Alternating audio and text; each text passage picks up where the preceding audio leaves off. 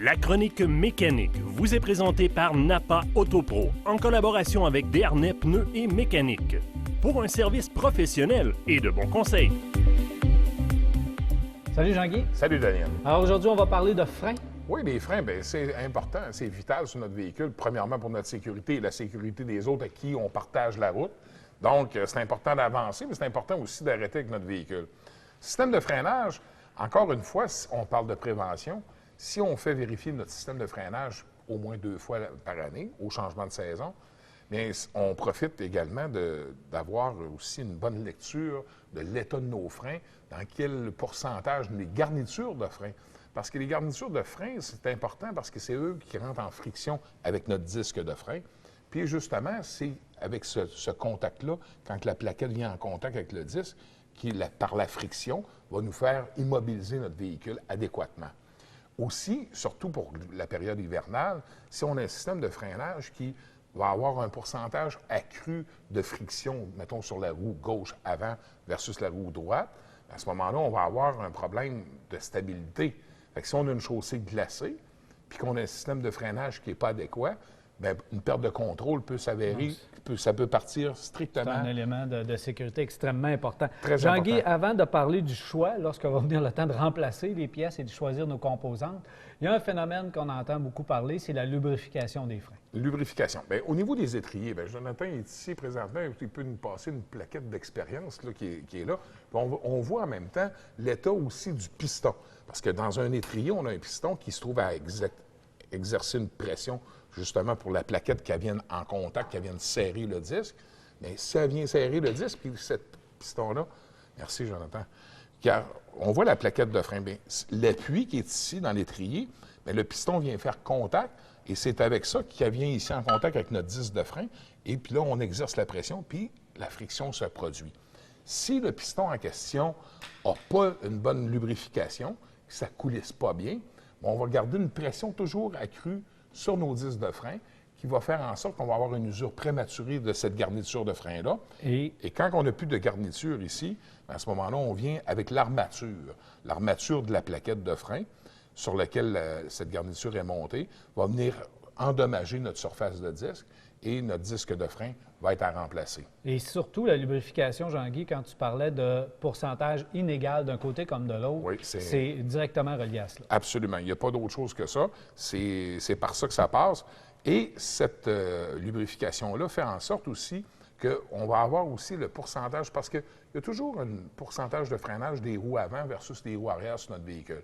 De plus en plus sur les véhicules d'aujourd'hui et des véhicules encore plus haut de gamme, un peu d'une qualité d'assemblage supérieure, on cherche à stabiliser le freinage aux 4 roues le plus égal possible.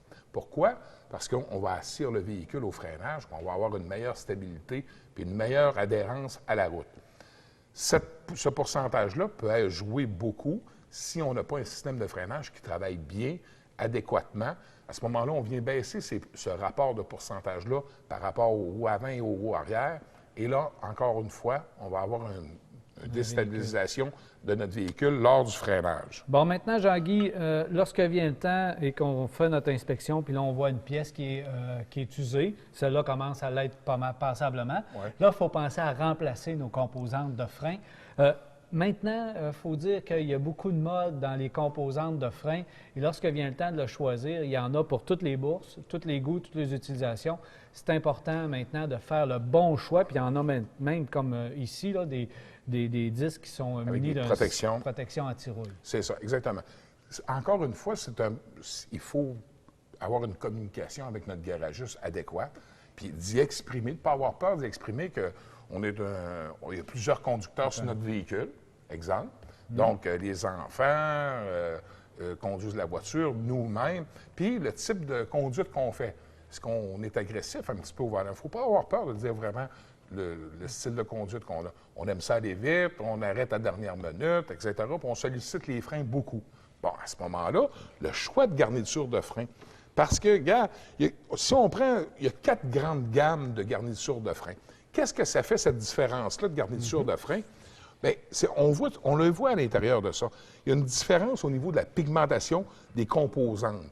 on voit beaucoup plus de cuivre, on voit beaucoup plus d'acier à l'intérieur de cette garniture-là. Parce que ça, là, c'est comme un gâteau. Okay? C'est une recette. C'est une recette. C'est une garniture qu'on met dans un moule et on va intégrer des composantes de céramique, de pierre. Et à ce moment-là, plus qu'on va mettre d'abrasif dans cette plaquette-là, ça va faire en sorte qu'elle va avoir beaucoup plus de frein, beaucoup plus de friction rapidement. Donc, on a besoin de moins de pression pour avoir une friction accrue. Mais cette friction-là, il faut faire attention. Si on la sollicite adéquatement, bien, à ce moment-là, le disque de frein, lui, il faut faire attention à avoir un disque en conséquence du choix de garniture de frein qu'on a. Mais avant tout ça, en prévention, c'est l'huile à frein. L'huile à frein, on sait que le contaminant de l'huile à frein, numéro 1, qui est le pire ennemi pour la canalisation, pour les étriers, ce que tu parlais tantôt du piston qui restait collé, c'est l'huile à frein qu'il faut vraiment suivre de près. Il faut que cette huile à frein-là soit vérifiée. Il y a des équipements qui existent dans les ateliers où ce qu'on vérifie si notre huile à frein est contaminée, si elle a de l'humidité dedans. Parce que l'humidité, on sait très bien qu'en hydraulique, ça ne se compresse pas. Fait qu'aussitôt qu'on a de l'eau, on va dire carrément, c'est de l'eau dans l'huile à frein, ça fait une pédale premièrement spongieuse. Voilà. On n'a pas une bonne pédale de frein. Et deuxièmement, on endommage beaucoup la canalisation intérieure de tout notre système de freinage, incluant les étriers de frein. Et également, ça va se répercuter sur la fonctionnalité première du système de freinage, c'est qu'on n'aura pas une bonne friction adéquate pour freiner à temps. Recommandes-tu, Jean-Guy, cette nouvelle mode-là, ces nouveaux disques bien protégés, ionisés? C'est bon, mais je te dirais pour quelqu'un qui fait une utilisation beaucoup moins fréquente de son véhicule. Quelqu'un qui a un véhicule qui est beaucoup plus stationnaire que le normal des choses, donc on ne fait pas une utilisation tous les jours de façon adéquate où